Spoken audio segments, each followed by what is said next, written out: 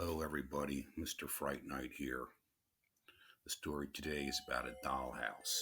It was early Sunday morning. Amy and her daughter, Sarah, decided to go to the neighborhood yard sale. There was a number of families trying to sell things they had around the house that they didn't use or need anymore. As they went house to house, they really didn't see anything they wanted.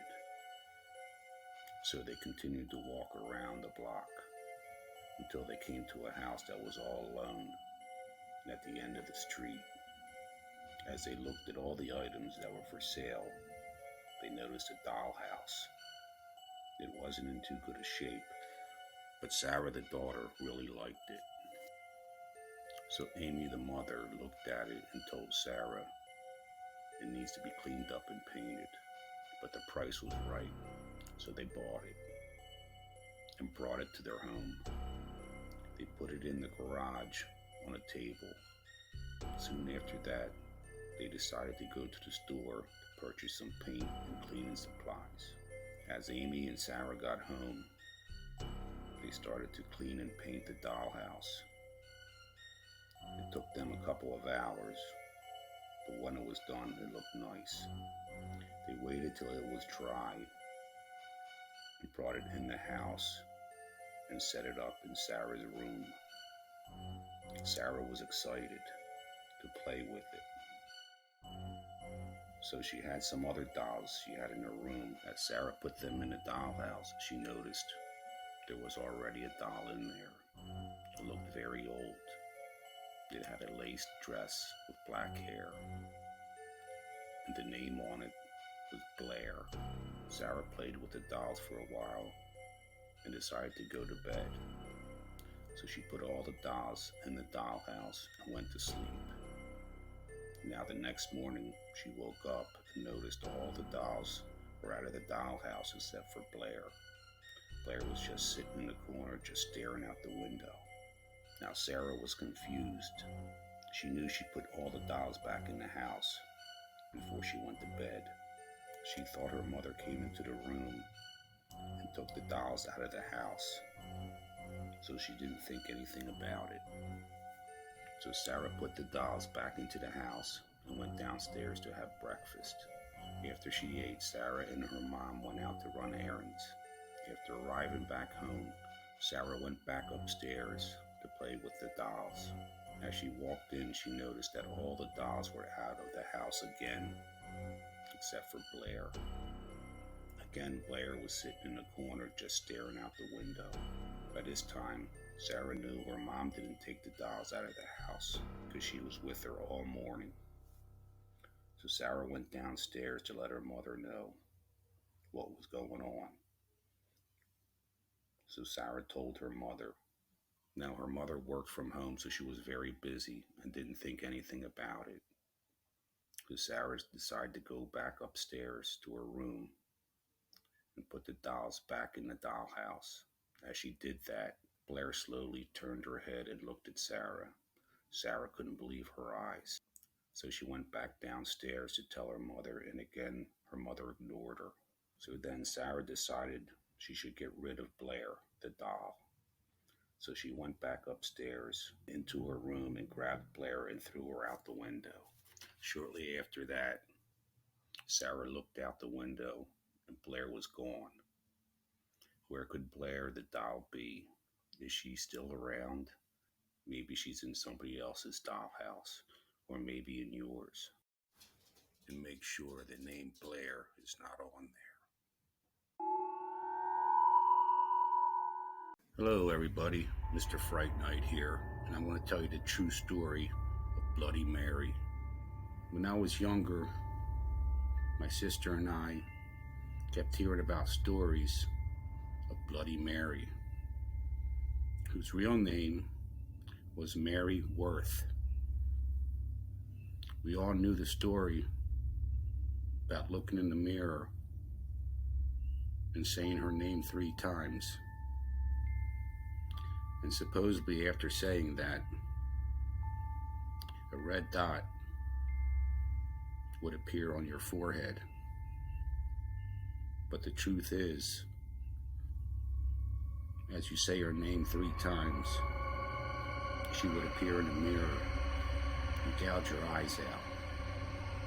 And sometimes she would appear holding a dead baby. She was known to the townspeople as a witch slave in the 1860s. She would lure the slaves to her home. They thought she was helping them, but in reality, she sold them back to the people of the South. Originally, she was born in England. Nobody really knows when she was born. And she also started selling herbal remedies to the townspeople. Locals were very wary and didn't want to get too close, fearful that she'd curse them. And the ones who used her remedy were shunned by the very religious for partaking in Wicca. She was known for taking small girls, and the people in the village looked everywhere for them. One by one, little girls were disappearing. There were a few brave people that decided to go to Bloody Mary's house. They asked the witch if she'd seen the little girls. She said, "No, I haven't seen them." But the family started to get suspicious. Every time the townspeople seen Bloody Mary,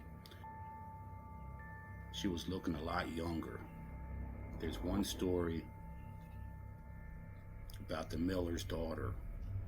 One night, the girl heard a mysterious noise that only she could hear. So the miller girl started walking towards the woods where Mary's home was. The girl's parents seen her walking away and shouted to her to come back, but she kept walking.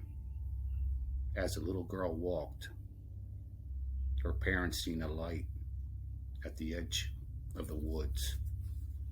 Her parents seen a light at the edge of the woods.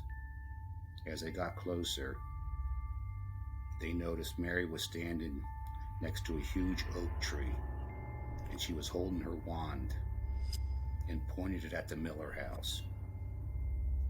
And the little girl was headed straight towards Mary. Now the little girl's father and some townspeople headed towards Mary with pitchforks. And when Mary seen what was going on, and the townspeople realized what she was, Mary broke the spell, and she headed into the forest. Some people followed her and caught Mary in her house. They stabbed her with pitchforks and set Mary on fire. As she burned, Mary set a spell on the villagers and told them that if they ever would say her name 3 times in the mirror, she would be back for them.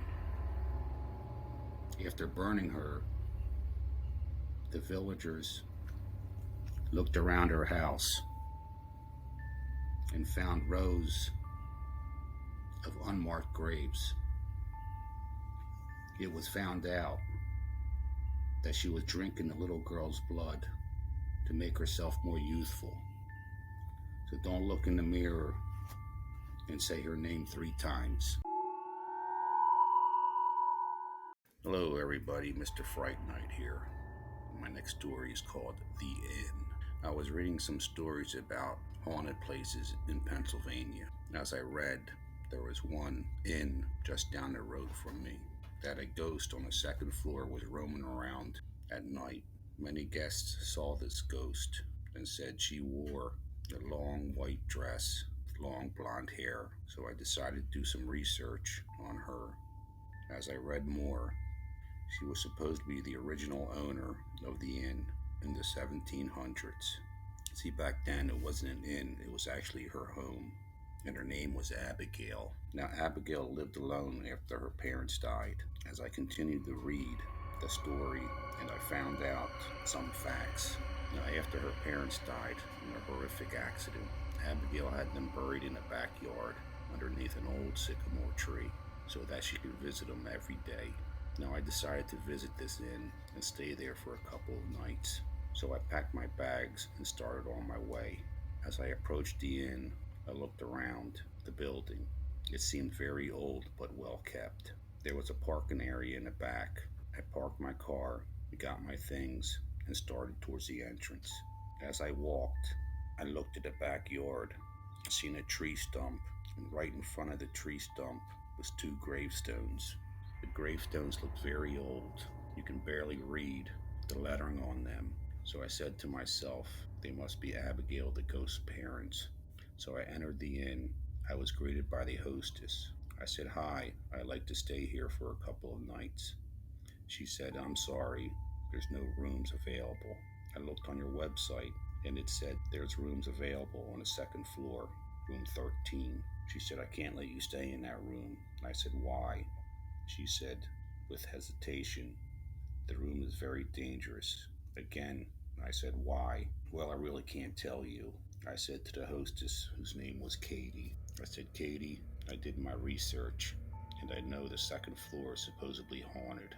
Then Katie said, "Yes, there was many guests that left in the middle of the night, leaving all their belongings." I said to Katie, "That's why I'm here. I'd like to really find out if this place is haunted." Katie said, "Yes, many of us that work here have seen her, and her name is Abigail." After finally convincing Katie to let me stay, she gave me the key and sent me to room 13. She said, "Go up the stairs. The room is on the right." As I entered the room, I was expecting something different, but it was just a normal room. It had a queen-size bed, a small desk, and a TV. So I unpacked my things and then went back down to the first floor to look around. As I looked around, I ran into the maid. I started to talk to her about the strange things that was happening around here. So I asked her name. She said it was Sally. So I asked Sally, "Have you seen anything strange around here?" She said, "Yes, on the second floor. I was cleaning up room 13 when I heard a noise in the closet. Wondering what was going on, I looked in the closet. I didn't see anything. So I continued cleaning. Then I heard the noise again. It sounded like someone scratching their fingernails against the closet door." Sally also said there was a guest that stayed in room 13 that heard the same thing. She said shortly after that, another guest noticed something walking around the room as she's trying to sleep. She said it looked like a woman with a long white dress with long blonde hair. Then Sally said the guest just got out of the bed, ran out of the room, left all her things. As she ran out, she told Sally there's something in that room. She explained what she saw and said, "I'm never staying here again." After hearing what happened, I still didn't believe it. By this time, it was getting late, so I decided to go back to the room. I sat at the edge of the bed for a while, hoping to see something or hear something, but I never did. I was kind of disappointed because nothing happened, so I decided to go to bed. As I slept, something woke me up. It was a sound in the closet. It sounded like someone scraping their fingernails against the inside of the closet door. I got up and quickly looked, but didn't see anything. As I shut the closet door, I turned to my right, and there she was, looking at me, and pointed towards the door and said, "Get out." With no hesitation, I ran out of the room, out of the inn. As I ran out, I looked up at the second floor, and there she was again, looking out the window. So all the stories I heard were true, and Abigail is real.